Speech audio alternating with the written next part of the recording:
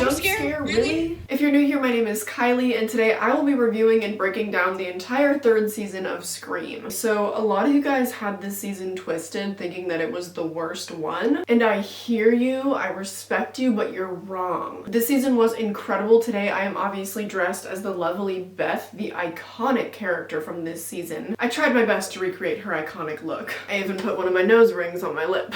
Super fun to talk with this thing right here, by the way. Also, if you're new, I get into my spoiler-free thoughts and then I do a spoiler-filled breakdown at the end, and usually I tell you guys some fun facts too, but I already did that with season 1 of Scream, so I don't really have any more to tell you guys. So I'm just gonna get straight into my spoiler-free thoughts. I was actually completely blown away by this season. I think that it is so underrated. If you're one of those people that told me that you couldn't even finish it, like you only got a couple episodes in, I am begging you to finish this season. It doesn't really get good until about the 4th episode, which I understand is a major hindrance to the season, especially because it's only 6 episodes long. You'll either hate some of the characters or just not care about them until about the 4th episode. But this season had by far the best killer reveal of the entire show, of any season. And it was possibly better than most of the Scream movies. Yeah, yup, I said it. Like, I'm losing my mind at how much I loved it. There were like 3 huge reveals in the last episode, and I only saw one of them coming very vaguely. I was extremely surprised by the ending. And it sucks. Like, it really sucks that the first 3 episodes are not good, but the last 3 episodes, oh baby. I also think that a major reason why people hated this season so much is because we left off season 2 on such a cliffhanger. They never really resolved that story. So we were all mad about that. We wanted to see the characters that we knew and loved from season 1 and 2, and we wanted to see their story continue. So I mean, of course we were gonna hate the 3rd season right off the bat. At least I'm pretty sure that's why it took me 4 episodes to get interested in any of these characters. I'm literally going to rewatch this season very soon, even though I just watched it, because I want to go back and see everything that I missed the first time around. Because the reveal, like I said,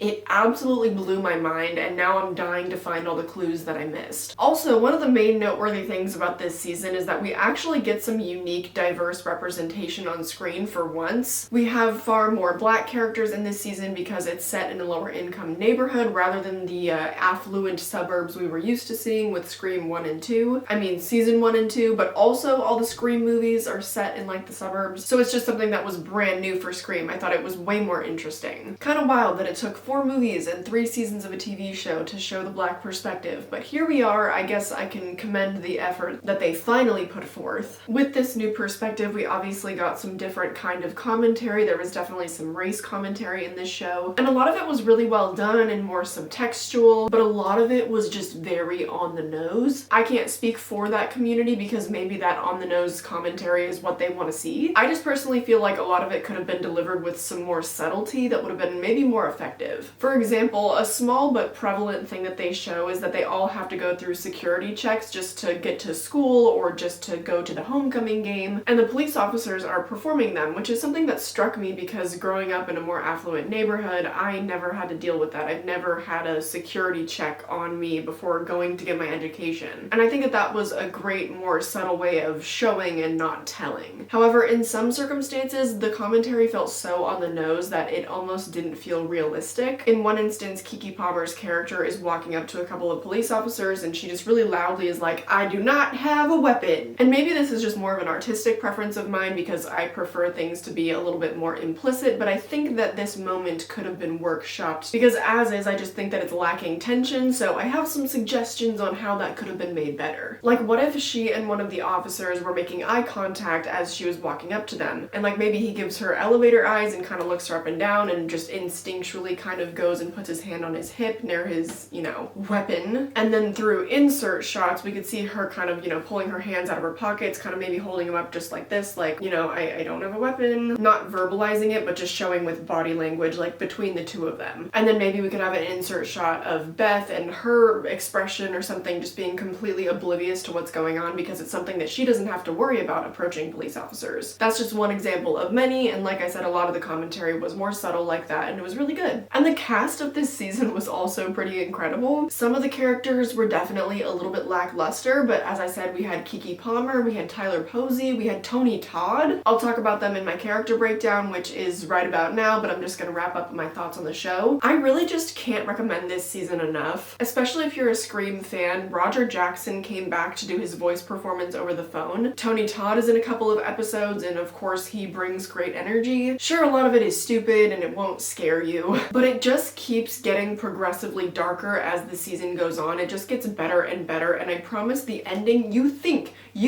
that you know where it's going, but then bam! No, you don't. I promise it's worth giving a try. You have to watch all the episodes. You have to watch to the end. The reveal is the best part. And I also guarantee that by the 4th episode, you will start to care for some of the characters because they go through some good growth in this season. Despite it only being 6 episodes long, you know, a lot of them suffer a lot of loss and they all have to learn a lot along the way. And it's good. I don't know. This is gonna make my ranking of the TV show and the movies really, really hard. I think it's highly underrated. I guess that's a really unpopular opinion, but just try to remove your bias. If you loved the characters and the story of the first 2 seasons, just try to completely separate that. I think if you're able to separate it, you'll be able to enjoy the 3rd season a lot more. Okay, so now I'm getting onto my spoiler section. I'm gonna do a little character breakdown, and then I'm gonna break down episode by episode the entire season. Starting with the characters though, we are gonna start with Hookman, played by the wonderful Tony Todd. Now, like I said, Tony Todd obviously brought great energy because he's Tony Todd. I just feel like he was kind of a wasted character because I can't believe they only brought the legendary Tony Todd on for 2 episodes. And maybe that's all they could afford, I don't really know, but he just seemed kind of wasted. Luckily though, despite his very minimal screen time, we did get a backstory with him. He ended up being a more fleshed out character than I expected him to be. So all I really have to say about him is thank you, Tony Todd. Moving on now to the character of Shane, who is played by Tyler Posey, Asymmetrical King. His character was also just a little bit wasted. We only got him for 2 episodes, and I think that they just couldn't afford to keep the bigger actors around for very long. But I will say that he was one of the characters that kind of exemplified the nuance of social commentary that they did really well with this show, because we got to see him rob a store, so we're like, oh my god, villain, criminal, but then it was to provide for his sick grandmother, and we're like, oh my gosh, okay, dynamic, I see, that is not all there is to him. So I still find him to be a likable character. Up next would be the character of Amir. For the majority of the time that he was alive, I did not like Amir. I don't think that his acting was great, and I feel like his chemistry with the other actors was basically non-existent. He didn't really add any sort of flair to the group. There was almost 0 perspective brought in from his angle, and so he ended up being quite possibly the flattest character I've ever seen. They kept insinuating that he was the nerd stereotype, and I'm like,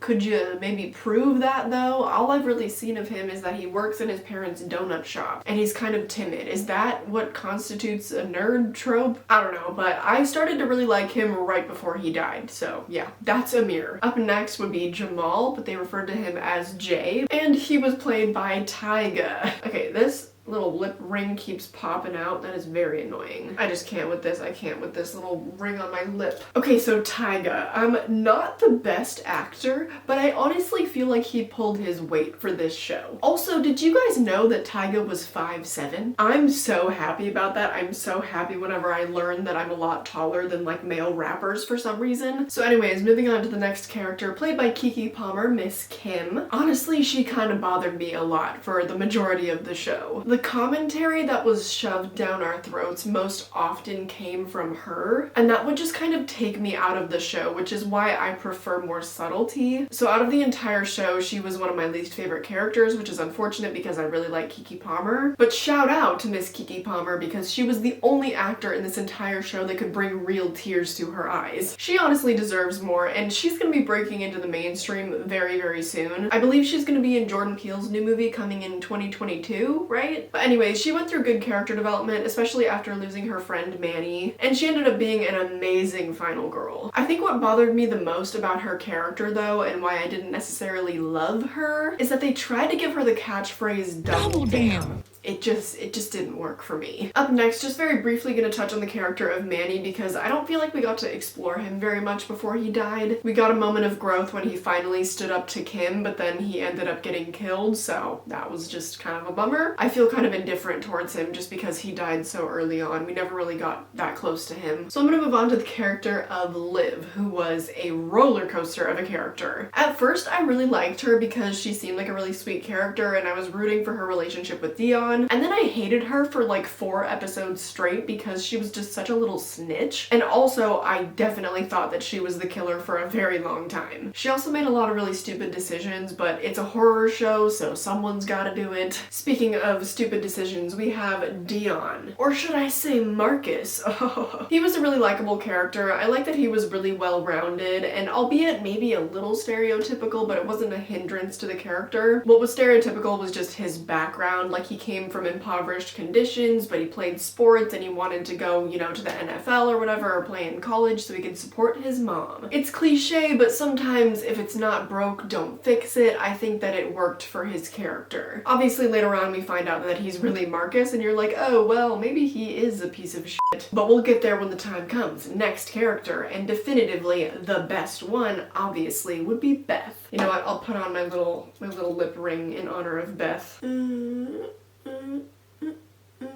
So uncomfortable. I saved Beth for last because a goddess. I'm in love. She was one of the most likable villains of all time. Like, she might be my new favorite. We'll talk about all that soon, I promise, but it's kind of like a mirror where I didn't really start to enjoy her character until about the 4th season. Just because for the first couple of episodes, her commentary wasn't nearly as strong as Noah's had been in the first 2 seasons. But as the episodes go on, and especially in the last one, the commentary gets so good, and coming from her, I think she did a better job than Noah. Ooh. Yep, And her reveal especially, just like seeing her in all her glory, coming into all her power. I can't fully express my admiration for her enough, especially with her acting capabilities. It was completely believable. It was like she was born for that role. Obviously, I'm not trying to glorify murder, I'm just trying to glorify her talent, because she deserves more recognition, I'm sorry. But that does it for the character breakdown. So now, starting with my deep dive of all the episodes, let's kick it off with episode 1. I really wasn't a fan of the way that this show kicked off because we have this woman that gets a call from Roger Jackson who's like, what's your favorite scary movie? And then she gets fake stabbed in the boob by a kid who is Dion, right, with his little fake knife. Or wait, no, that was Marcus. I just didn't like that because Becky was a nobody. She never came back, and it was like, why did she even get that call then? Who, like, what? Anyways, then the little boys go to a junkyard, and High School Musical 3 vibes, anyone? And then the fact that Tony Todd was Hookman just completely threw me off. I was like, why did they choose Tony Todd of all of these actors to play the Hookman, the guy that was slicing up these children? I mean, he is a great villain though. I mean, him as like Dr. Death and him as Candyman, he does a phenomenal job. But that cold open was obviously really off-putting. And then we start to meet all of the characters. We have this very stereotypical jock white boy, I think his name was Avery, and we have this ultra goth girl named Beth who doesn't like people but loves horror. We're introduced to Keke Palmer's character of Kim as she is yelling about Donald Trump in the cafeteria. I mean, good for her. But then after we meet a bunch of the characters, we cut to Nash Greer being killed. That came completely out of the blue because yes, we had influencers Bella Thorne and Lele Pons, and they had been the cold opens previously, but Nash Greer for some reason just felt so out of the blue. And this season came out in what, like 2017 probably? He was past his heyday. He was not even popular anymore at that time. So that was super random, and seeing him, I didn't recognize him at first because he had like a man bun. That was super weird, and then that doesn't come back until literally like the last episode. You're just like, who is this person? Why did I just watch Nash Greer die? And you don't find out till the last episode. That was super goofy. But anyways, Avery and Dion get in a fight in the parking lot because Avery is basically ragging on him for being poor. And then the white teacher gives the 2 black students detention, of course, and lets Avery go, even though he was the one that started the fight. And then in detention, of course, just more on the nose commentary. We have this teacher that's like, all your names are too hard to pronounce. Just a very blatant microaggression. And then while they're in detention, they're making commentary on the Breakfast Club, but they are the Dead Fast Club. I like that because they were making commentary on a really popular 80s movie that wasn't horror. I thought it was really fun because they put more of a horror spin on it. So then our characters keep being stalked by Ghostface and whatever, and they all go to this party where everyone has their Ghostface costume on. Dion is being stalked in the party, he gets a slash on his arm, and then he gathers the Dead Fast Club outside in some bus, and they don't believe him when he's saying this, and I'm like, dude, just show them your cut. But Anyways, I think it was in this moment that Dion chose to reveal that his brother wasn't dead when he ran away. He popped up after he got the hook in his head and he was like, "Brother,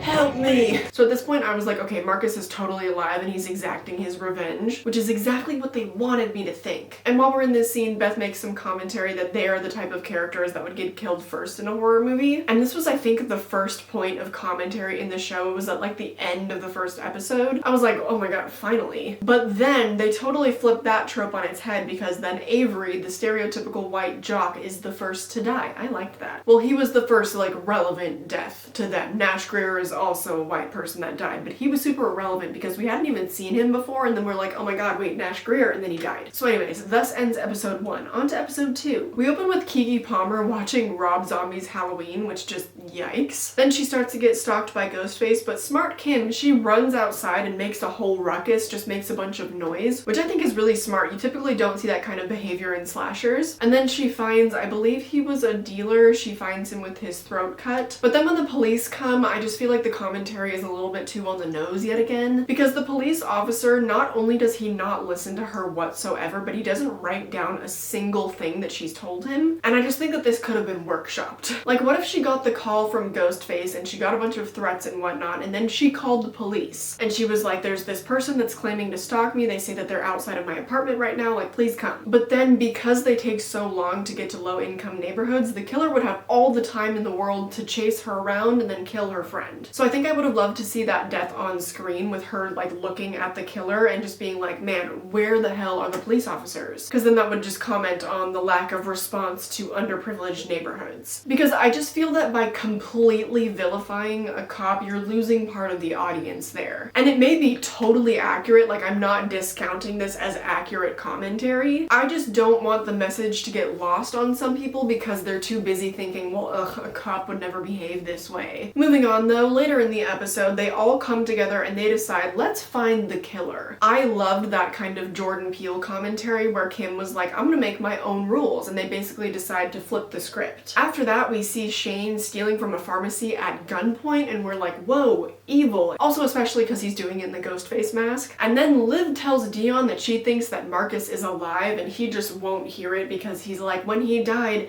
I felt his heart stop because I'm his twin. And apparently that was all the evidence he needed. And then a majority of the group gets trapped in the school with the killer, and Beth and Amir are stuck in the closet, and the chemistry between them is just non-existent. I'm sorry.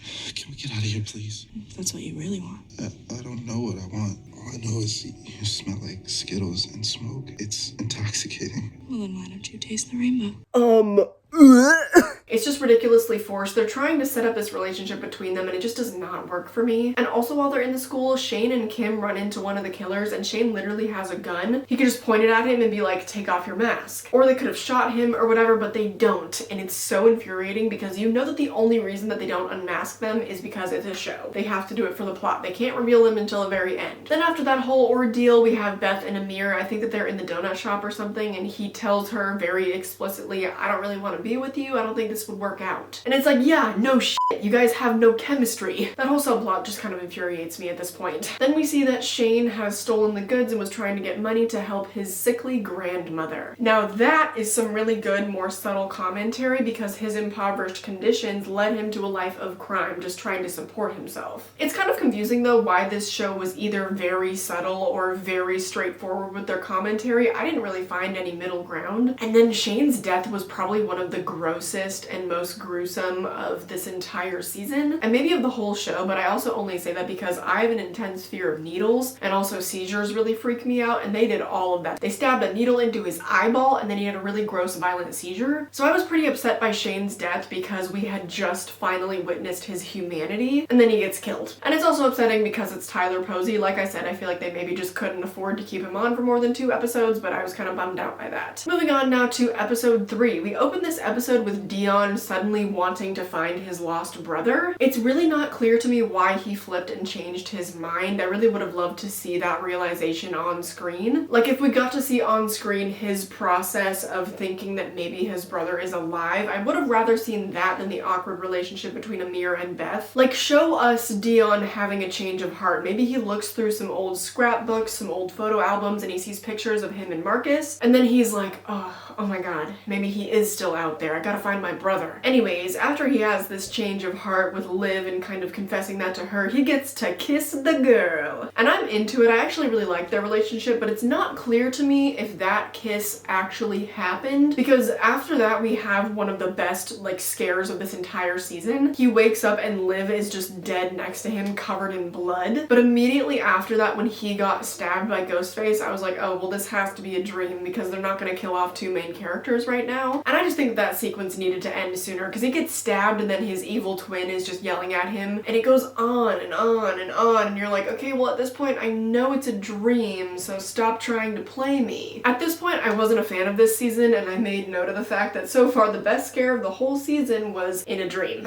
Anyways, they continue to try to force this relationship with Amir and Beth herself even says this is a horror movie, not a rom-com. And true enough, f***ing quit it with this stupid little subplot. And then in pursuit of Marcus, Dion starts to drive out to the old junkyard. But then the rest of the gang meets him at this station, and Kim weirdly starts to bring up reboot commentary, which this is the third episode and they didn't make any type of reboot commentary in the first two episodes, so that was weird. But this season was technically a reboot, so I don't know why they didn't bring that up sooner. And then Dion slashes Kim's tires so that he can get away and go to the junkyard with Liv. This is a moment where I just kind of was taken out of it, because I was like, there was no way that he would do that to her tires. Knowing that they're all from a low income background, they wouldn't do that. They wouldn't cause such bad damage to each other's cars, knowing how expensive it is to buy new tires. Then Manny and Kim fight, and it's not really super clear to me why, but I was kind of glad that Manny was finally standing up to Kim. But then, you know, he takes off, and we'll get to that soon. But Dion and Liv find Hookman, and then we get to learn more about his character. Basically, he was a veteran and he was getting PTSD, and so he swung on a young Marcus. Well, it was really Dion, but we'll get there when the time comes. Still, his whole story was a little bit weird to me, because I'm like, okay, this vet was able to just survive basically living in a junkyard for the last 8 years? Okay. But anyway, ouch!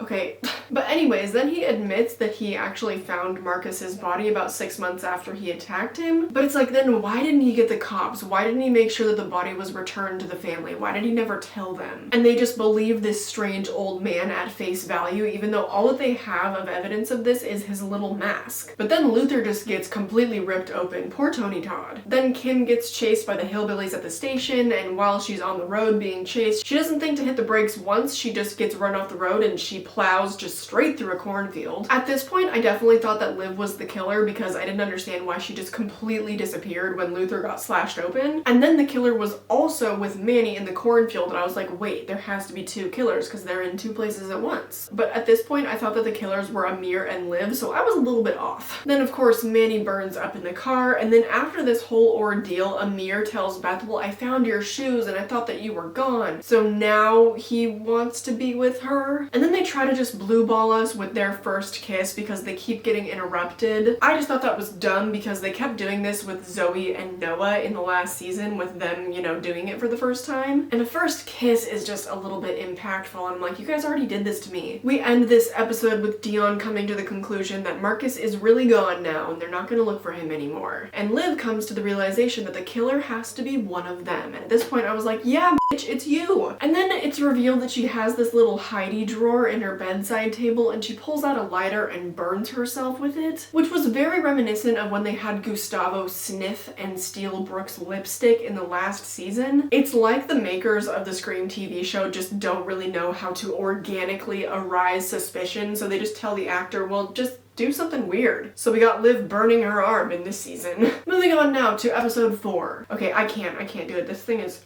ow!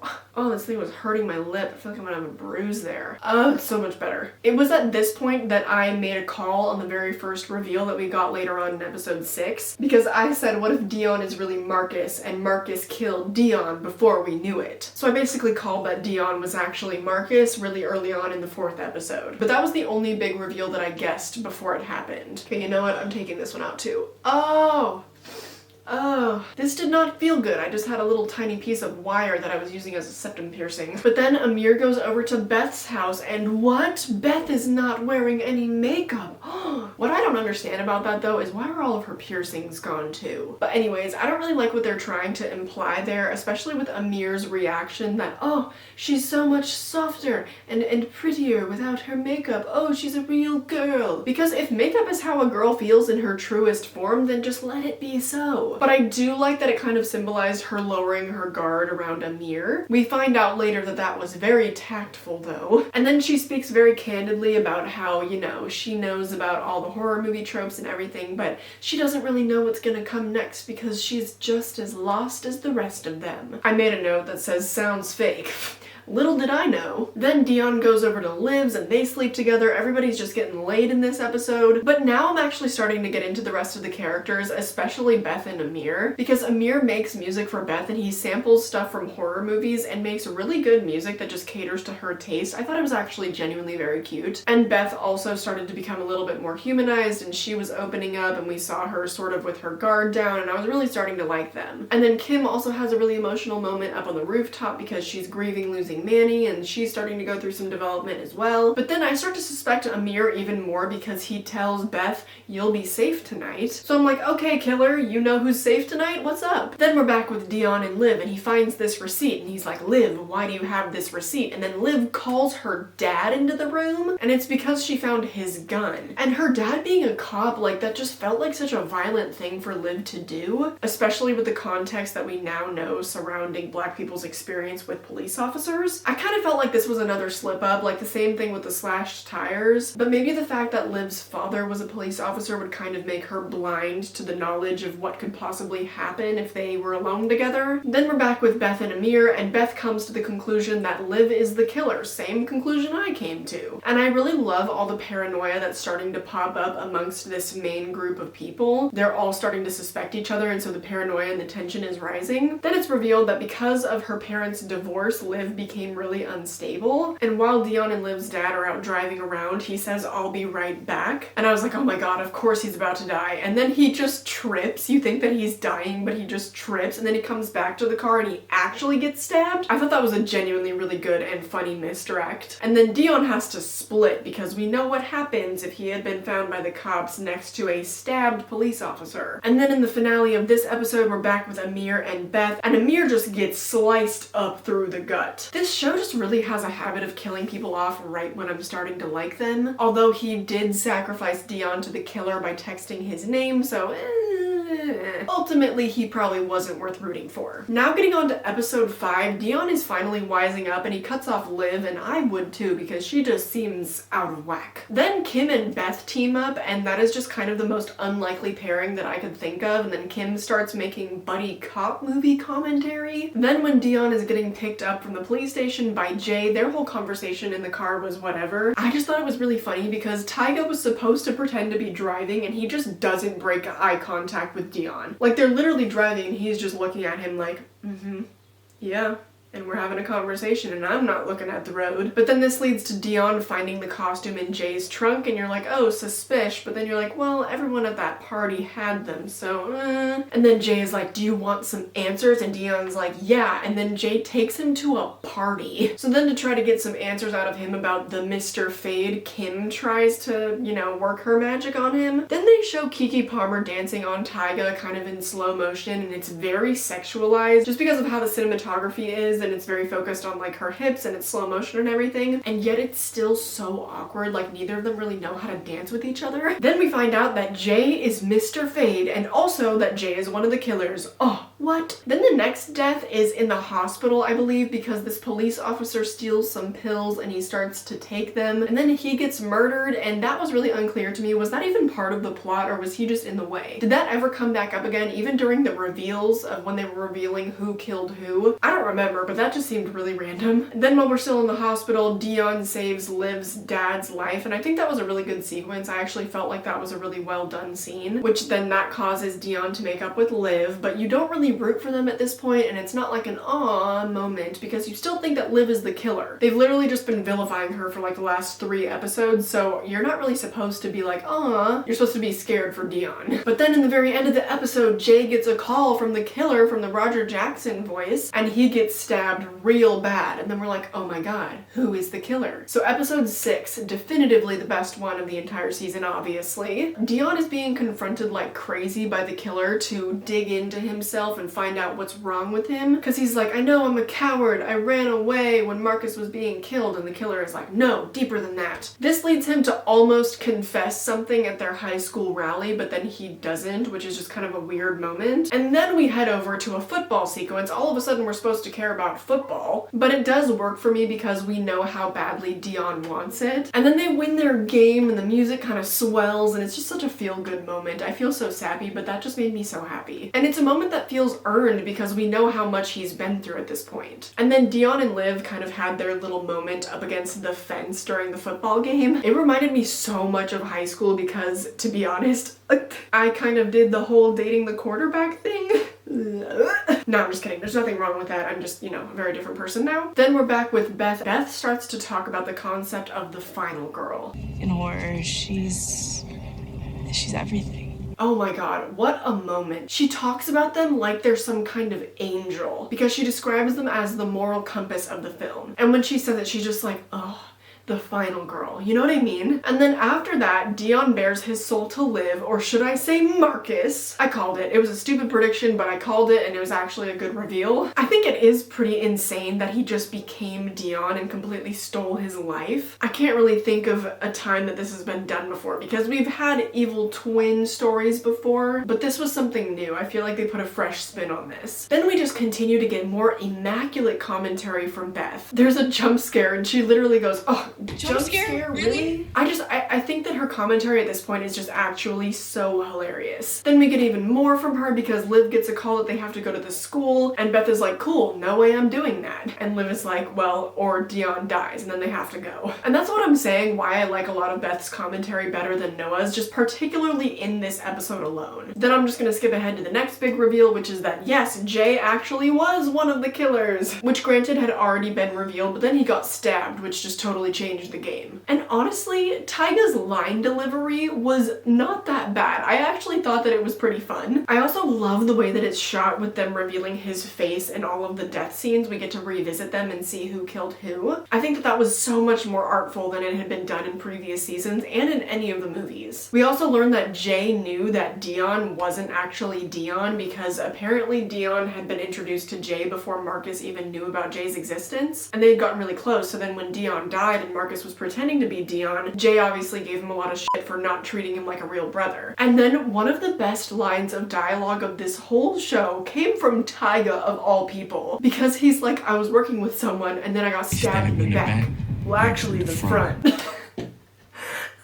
I cracked up, and not only that, but he took so long to die. It was so drawn out, like it was just hilarious. The whole reveal with Tyga just mwah, c'est magnifique. Then we're back with Liv and Beth, and Liv hits Beth in the head, just further reaffirming the fact that I thought that Liv was the killer. And then Dion comes up to him and he gets shot, and it was Beth. Literally look at my note. I was in shock. And then Beth gives Marcus some shit about, well, everything's not about you, and actually my final girl is Liv. Her whole showdown with Liv is fantastic. They actually recreated one of the scenes from The Shining, and some of the other scenes were also probably paying homage to classic horror movies, but it was fantastic. And I love this so much because throughout their chase, she's just continuing to deliver amazing commentary. She's like, ugh, no wonder Jason walked. This is exhausting. She's so funny. The second unmasking with her revealing everyone she killed is even better than the first one. And her motive and her plans were so frightening. She's this horror movie obsessed sociopath that just was living out her dream. And honestly, the hot girl horror obsessed killer is the killer we have always deserved. But anyways, they also found a way to sneak in some race commentary that was very believable. Because she was like, who are they gonna believe? Even if Jay survived, would they believe him or a little white girl like me? One thing that also shocked me about her big reveal is that she allowed Kim to leave because she was like, yeah, I was actually starting to like Kim. But then, oh my gosh, after they shove Beth basically through the ceiling, Kim comes back because she knows that there is always one last scare. And of course, Beth pops up and then she shoots Beth, and Beth is like, "It was you. You were the final girl the whole time. I guess we really are partners."